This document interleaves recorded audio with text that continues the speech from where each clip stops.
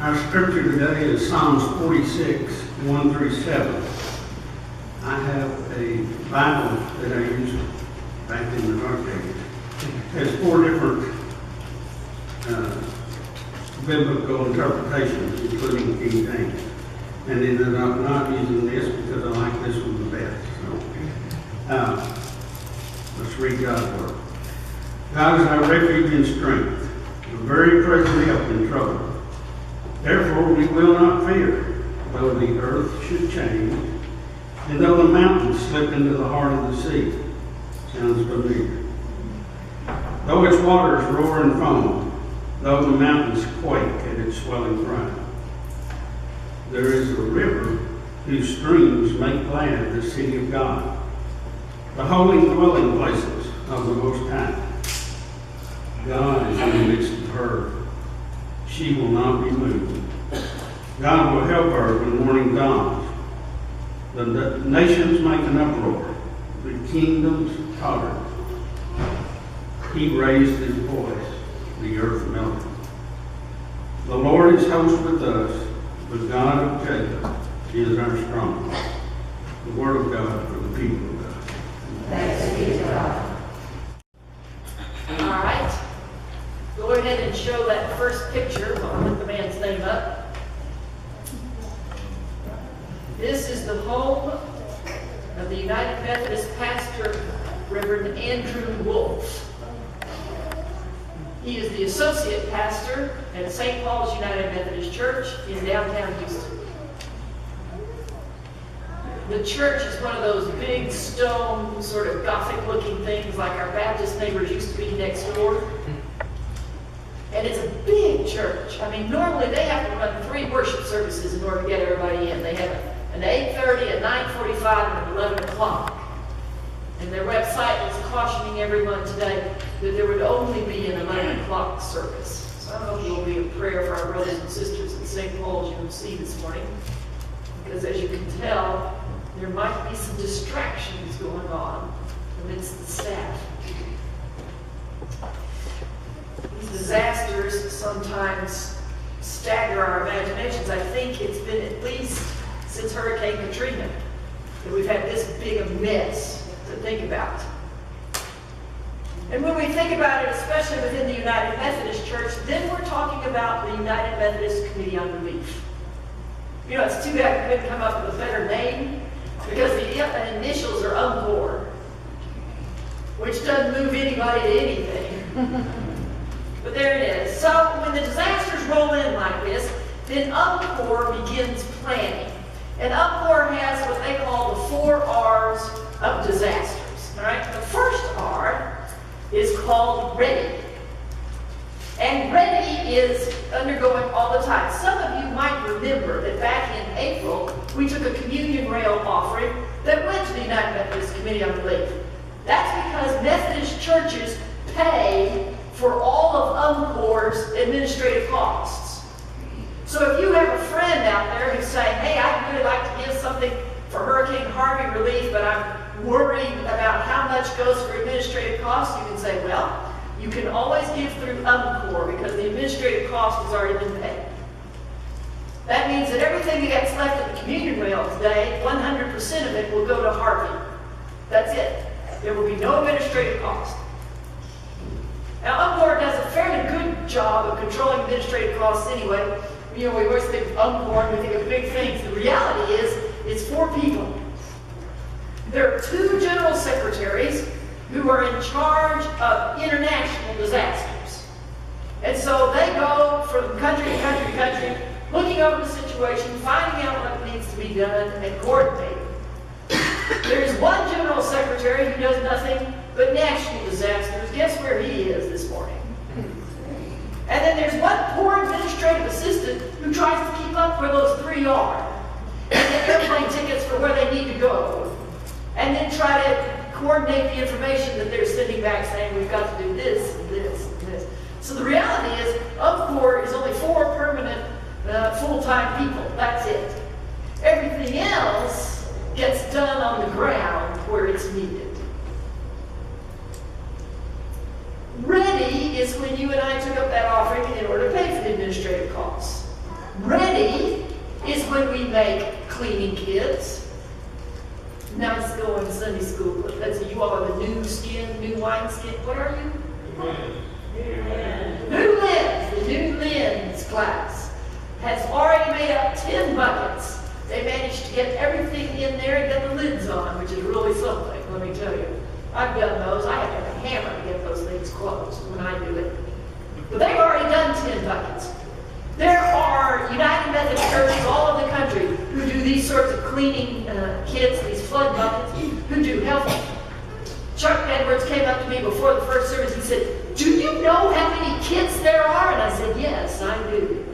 There are baby layette kits, there are education kits, there are all kinds of kits that get made by United Methodist Committee on Relief. And United Methodists make these things all the time. They make them all the time, and then they ship them to a little spit in the road called Baldwin, Louisiana. Now, you have never heard of Baldwin, Louisiana, and you've never been to Baldwin, Louisiana, because when you pass it on the highway, it only has one exit, and you didn't know it was there. If you were to drive from here, if you were to drop south to the coast of Louisiana and drive straight across to New Orleans, you would pass the exit for Baldwin, Louisiana without ever knowing it was there. But the United Methodist Church owns land there, and on that land sits a warehouse. It's a Sam's building, basically. It's rows and rows and rows and rows and rows of shelves. The bayou comes right up to it, so they can back a barge up to it. It has truck centers, so you can back up 18-wheelers or U-Haul trucks up to it. And what they do is they coordinate all these kits. Now, it turns out that United Methodists are very generous, but they are terrible at following directions. So what happens is they send in, let's say, all of their health kits. And somebody, this area not only has this big Sam's warehouse building, but it also has dorms and a cafeteria. And mission teams go there every week of the year. And the mission teams go, and they then sort through. So if we were to send, a couple of boxes of health kits, somebody would sort through those health kits, because the health kit is very specific. It says, put 6 Band-Aids in. Just 6. That's it. I cannot tell you, I've been to the depot and I've done this sort of, I cannot tell you how many times I've had to pull out a whole box of Band-Aids. I know what they were thinking. Well, if 6 is good, surely the whole box is better. So they put a whole box of Band-Aids in. And sure, if you were going to be in the United States, we'd probably be all right with that. The problem is that we send these kits all over the world. And in some parts of the world, the customs agents are not honest. And when you have a dishonest customs agent, they're quite likely to say, I want to see that box, and I want to see that box, and I want to see that box. And then you have to put up all the kits that were in the box, and if one of them does not match what UMCOR has told him is in there, he's quite liable to confiscate the whole thing and sell it on the black market, which is not where we want it to go. So we have to be very careful about those. But that depot in Baldwin, Louisiana is always getting ready. When Hurricane Katrina hit, there was so much stuff coming in that they put 3 shifts on. They worked 24 hours a day at the depot, bringing stuff in and shipping it right out to New Orleans. If you're doing it in country, you don't have to check quite as carefully. And they did that for 6 months. They're busy now, as you might imagine. That's what getting ready is. That's the first R for disaster. The second R for disasters is called rescue. Rescue is the business of the police and the fire department and the National Guard. The Red Cross is a United States government agency. They are authorized by the U.S. Congress, and they are authorized and trained to come in at this rescue phase. Sometimes you'll hear about the Texas Baptist men. The Texas Baptist men have had special training. They have training to go into disaster areas. They bring these gargantuan kitchens with them, but they are self-contained. Nobody has to figure out where they're going to stay. Nobody has to take care of them. Nobody has to feed them. And they set up these kitchens and they feed any Tom, Dick, or Harry that comes by. Usually what they're doing is feeding the first responders. But sometimes the victims themselves come by. And they'll feed them as well. So, UMCOR is not a rescue agency. That is not our business. We don't do that. Which is why you've never heard of UMCOR on the site, because the press likes the rescue stage. And so they've been in there. They went in Friday when this hurricane was going to come ashore, but by last Friday, I noticed that both Lester Holt and Brian Williams on Channel 5 were back at their regular news desk. So all they did was basically 7 days worth. And if you watch the news, you've noticed that there's less and less and less hurricane coverage at the moment. The press loves the rescue stage. That's what they do. UMCOR is not authorized. There are some small groups in churches who have gone through this specialized training, and they go in during the rescue phase, but not very many. Now, the third R of a disaster is the relief stage. The relief stage is when you load up the bottled water and the blankets and you drive down to wherever it is and you distribute. This is short-term stuff. The relief stage is when the teams go in and they go to the house and they put a blue tarp over the roof so it won't rain anymore in the house.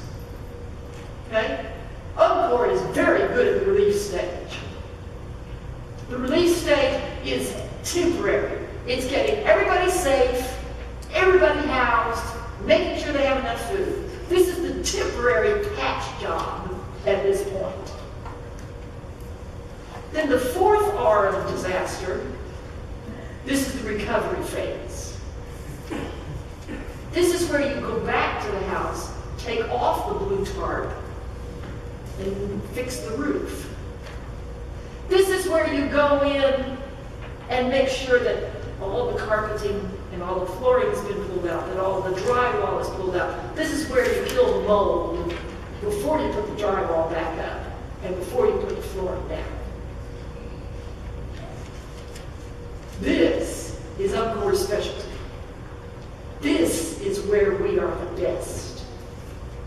We are so good at the recovery stage that after Hurricane Katrina, the United Methodist government hired UMCOR and put us in charge of the recovery stage of Katrina. And we were in Louisiana for years. Now, in the recovery stage, you won't find UMCOR very much in the neighborhoods that had flood insurance or that had any kind of insurance. If they had insurance, then UMCOR is under the presumption that whoever has the insurance will battle the insurance companies to death so that the insurance companies will do their job and will get them replaced. UMCOR goes into the neighborhoods where there is no flood insurance, where there's probably no insurance at all. UMCOR goes into the neighborhoods where nobody's paying attention. UMCOR goes into the neighborhoods where there is no hope. And that's where UMCOR focuses our work. To make sure that the least and the last and the lost have hope. To work to make sure that those who don't have anything else at least get restored to the point before the storm.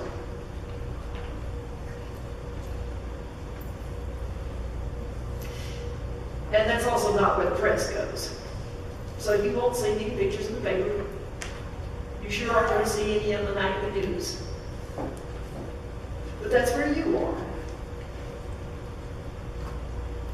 Now, when UMCOR gets around to doing its planning, they watch that first stage. They say, okay, how long does the rescue phase start? So as of yesterday, or let's see, when I did these slides, we were at 7 days. And that was Thursday, Friday, Saturday. So we're now at 10 days, right? Yesterday, they discovered another body. Body count is now up to 43 from this storm. So we're now looking at 9 days, basically. The rescue phase is over when everyone is accounted for.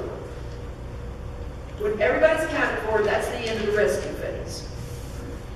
And so, of course, says, all right, if the rescue phase took 7 days, or in our case, took 9 days, Then let's plan for the relief stage and you multiply by 10. So we can plan on the relief stage taking about 90 days. Relief is going to take about 3 months before we get everybody under shelter, regular food, kids back in class, the temporary patch job. You can plan on 90 days. Obviously, if there are more discovered, then you can keep adding to that number. And then when UMCOR begins to plan the recovery stage, they multiply by 10 again. So as of today, that number would be 900 days. So at a minimum, we're looking at 3 years of recovery. When Katrina hit New Orleans, UMCOR finally gave up counting. There was no way.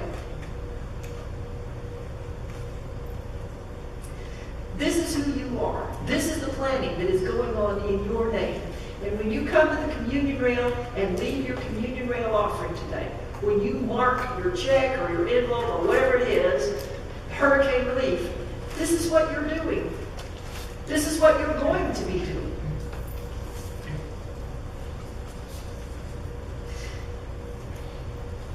I'm one of the trained UMCOR responders, as it turns out. And when I went for my training at UMCOR at Baldwin, Louisiana, we were there in between. We were there before Hurricane Katrina. My training is older than Katrina. And when we went there, it had been about 6 months, and some hurricane whose name I can't even remember anymore had come ashore. And the press had gotten real excited. They'd all gone down Louisiana, and they were all there, poised and ready to go. And the thing dropped to a Category 1 before it came ashore, which doesn't make for good wind pictures, and it doesn't make good flood pictures. And the press lost interest after a day and went home. And that hurricane moved on inland. Well, 3 days later, a tropical storm that never got up to full hurricane strength came ashore, and it sat there and it rained on the coast of Louisiana, and it rained and it rained and it rained, and the coast of Louisiana was flooded. It was awful. So my class of UMCOR trainees came in about 6 months after all that, and things were beginning to turn back to normal. There's still a lot of work to be done. And in my training then, there was a man who came in and he said, yes, I'm part of one of the UMCOR teams. You see, UMCOR has 4 permanent people who run around the world and try and figure out where we need to be next. Everything else is done at the local level. And so if you were to go in, for instance, 3 months after the hurricane, UMCOR would be set up in the recovery stage by that time, and they might send you on one of these teams. These teams always go at least 2 by 2, sometimes 3 by 3. And this man who was talking to us had been on one of those 2-man teams, and they'd gone knocking door to door. You know, where are you in the recovery? How's it going? Has anybody been here? You see, FEMA and the Red Cross and the Texas Baptist men leave. They'll be there through the rescue stage, but they won't be there very long. And so when they leave, UMCOR is still there. So this team was going door to door. They went to the trailer home park, climbed the steps up to a trailer home, knocked on the door, and the voice yelled, come in! And they cracked open the door, and the dog began to bark at them. Now, they heard about this. They knew, you know, they had a list of where they were supposed to be. And there was a note saying, watch out for the dog killer. So they knock on the door, and she yells, come in. And they open the door up.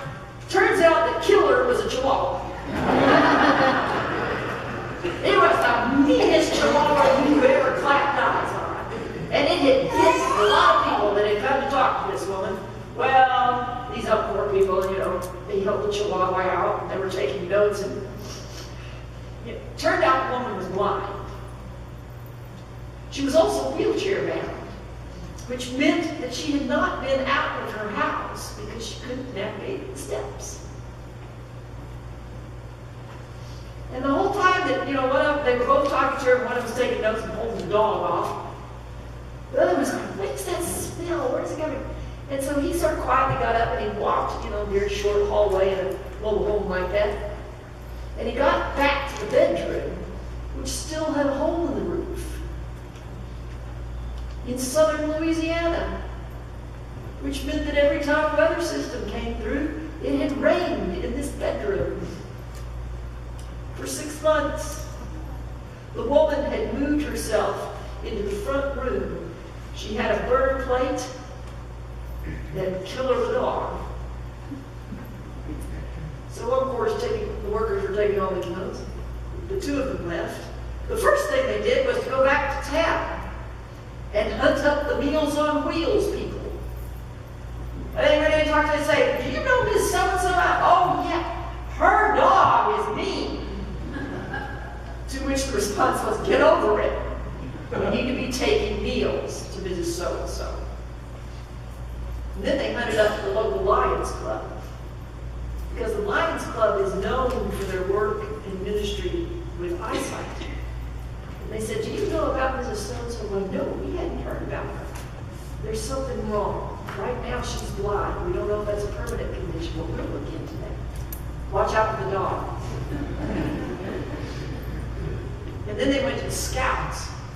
And they said, "Guys, this woman can't get out of her house. She needs a ramp." "Oh, good. We will build her a ramp. Good, watch out for the dog." And then an UMCOR team came in behind that initial one, and they put a tarp over the roof, and they hauled everything out of the bedroom. And the Lions Club got her an appointment, and she went down the new wheelchair ramp in order to go to the eye doctor to find out what was wrong. That's what UMCOR does. That's UMCOR. UMCOR brings a community together. UMCOR uses the resources that are already there and then fills in where there are no resources. UMCOR will be hiring people who probably need a job right now in Houston and Beaumont and Port Arthur and Lake Charles, Louisiana.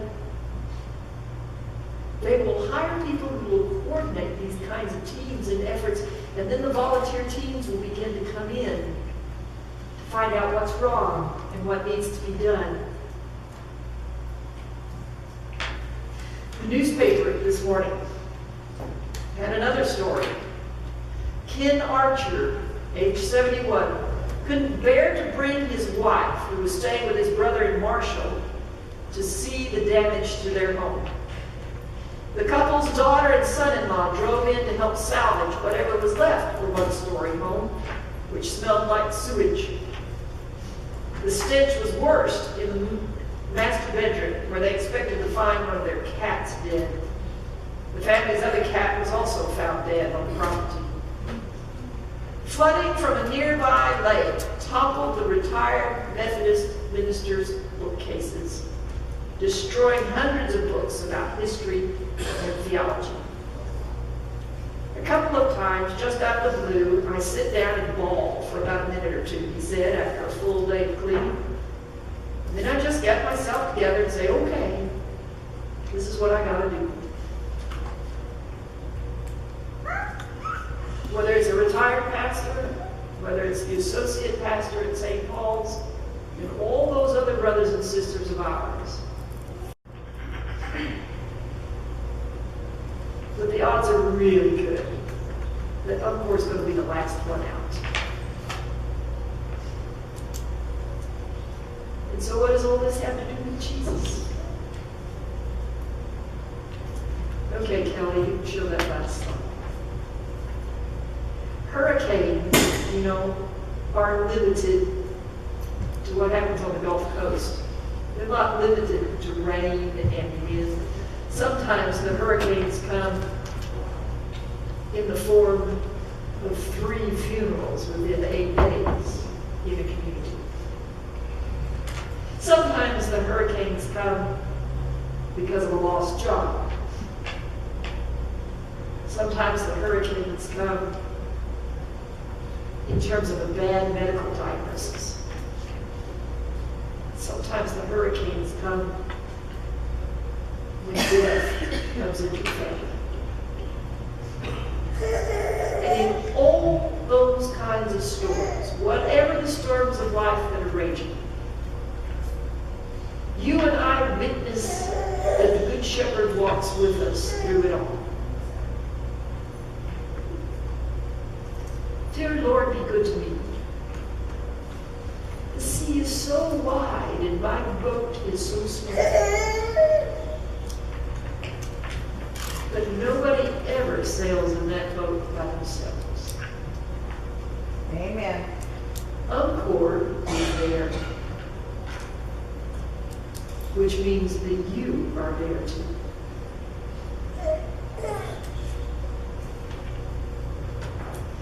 In the name of the Father, and of the Son, and of the Holy Spirit.